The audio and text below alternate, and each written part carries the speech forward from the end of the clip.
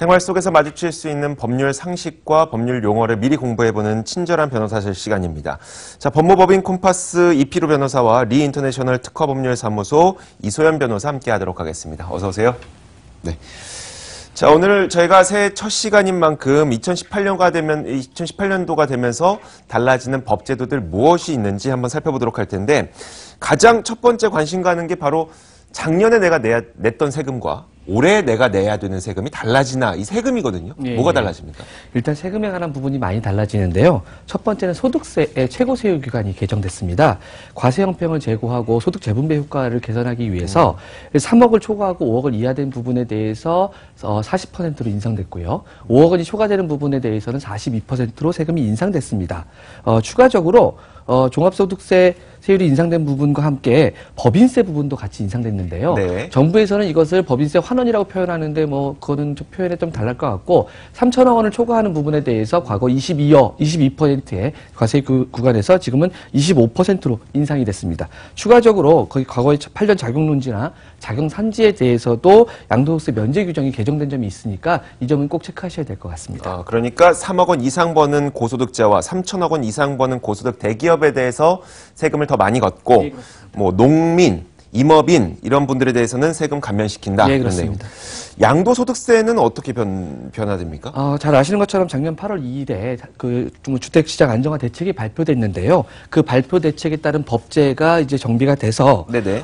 이제 다주택자가 조정지역 대상 내에서 양도를 하는 경우에는 중과세 대상이 됩니다. 조정 대상 지역은 서울 전 지역, 네네. 부산의 7개 지역, 경기 7개 지역, 그리고 세종시가 포함되어 있는데요. 이 지역 내에서 다주택자의 경우 2주택을 갖고 계신 분이 양도하는 경우에는 기존 세율보다 10%가 인상이 되고 3주택인 경우에는 20%가 인상되는 세금을 납부하셔야 됩니다. 또 하나 꼭 체크하실 부분이 뭐냐면 장기 보유에 대해 하는 경우에는 특별 공제를 주는데 네, 그렇죠. 이 지역 내에서는 이 특례 제도가 적용되지 않습니다. 이 부분은 꼭 기억하셔야 되고요. 또 하나 분양권 전매를 하는 경우에는 보유기간과 관계없이 50%의 양도소득세를 납부하셔야 됩니다. 네. 자, 또 올해부터 취직을 하셔서 새로운 직장에 발을 내디딘 분들도 계실 것 같고, 이렇게 근로자들이 또 많다 보니까 노동과 관련된 법령은 또 뭐가 달라지나? 최저임금 인상되는 건 알고 있고요. 어떤 게 달라집니까? 네, 많이들 알고 계시듯이 2018년에 최저임금은 7,530원으로 인상이 되었고요. 네. 그리고 근로기준법의 개정으로 재직한 지 1년 미만인 자와 육아휴직자에 대한 그 연차휴가가 확대됩니다. 현재까지는 1년 미만 기간의 연차휴가를 사용하게 되면 2년차 연차휴가 일수에서 제하였었는데요. 네네. 네, 이제부터는 신입사원도 입사 1년 미만 기간 동안 최대 11일, 2년차 때 15일 해서 2년 동안 총 26일의 연차휴가를 보장받게 되고요. 네. 그리고 육아휴직자 역시 연차휴가 일수를 모두 부여하도록 개정이 되었습니다. 그리고 또한 산업재해보장보험법의 개정으로 그 일반 근로자들이 통상의 경로와 방법으로 예를 들면 본인 자가용이나 네. 지하철이나 이런 것을 이용해서 출퇴근을 하는 경우에 네네. 발생한 사고는 업무상 재해로 인정이 안 되는 경우가 많았거든요. 근데 이것을 이제 업무상 재해로 인정되도록 그렇게 개정이 되었고요. 그리고 참고로 2017년에 직장 내 성희롱 문제가 굉장히 크게 이슈가 되었잖아요. 네네. 그래서 이에 따라서 직장 내 성희롱의 적용 범위를 확대하고 성희롱 예방 교육도 강화되고요.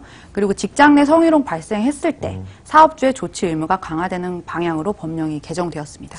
참 많은 분들이 아쉬워했던 게, 이제 퇴근할 때 너는 집으로 가는 거 아니냐, 퇴근할 때 사고 나는 거는 네 책임이지 그게 기업 책임이냐, 지금까지는 이렇게 됐었는데 출근 퇴근 발생한 사고도 이제 업무상 재해로 인정되도록 법령이 바뀌었다고 하니까요. 알겠습니다.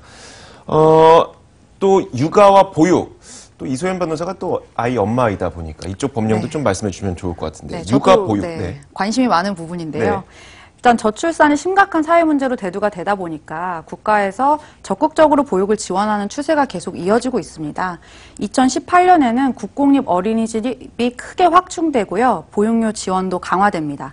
또한 안정적인 어린이집 누리과정 지원을 위해서 2018년에는 어린이집 누리과정비를 전액 국고에서 지원하는 것으로 변경이 되었고요. 네. 이 부분을 보면 이제 부모들의 보육 부담을 줄여주기 위한 정부의 노력이 엿보이는 부분이고, 또 교육급여 지원액도 늘어나서 저소득층 가정의 초중고등학생을 대상으로 뭐 부교재비나 학용품비, 교육비 등이 이제 크게 인상되어서 지원이 됩니다. 네. 그리고 기초생활보장 생계급여 수급자의 경우에 선정 기준이 낮춰지고 최저 보상 수준도 확대되는데요.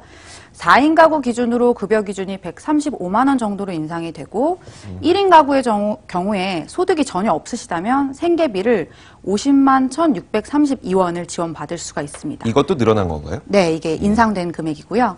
그래서 기초생활보장제도의 지원을 받으시기 원하시는 분들은 거주지 읍면동 주민센터를 통해서 신청하시면 될 것 같습니다. 네, 알겠습니다.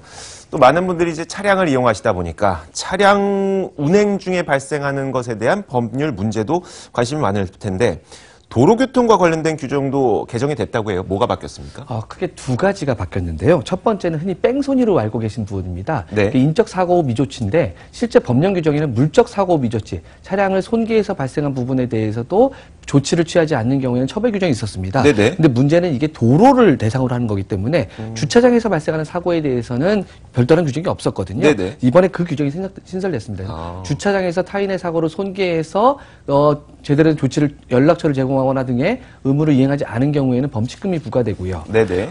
이게 새로 규정된 부분이기 꼭 기억하셔야 되고요. 단지 이제 문콕 사고 같이 경미한 경우에는 적용되지 않는다는 점 인지하셔야 되고요. 네. 또 음주운전의 단속의 경우에 견인 조치를 할 수 있고 그 비용을 음주운전자가 납부하게 되는 규정이 신설됐습니다. 견인은 무조건. 예, 그렇습니다. 알겠습니다.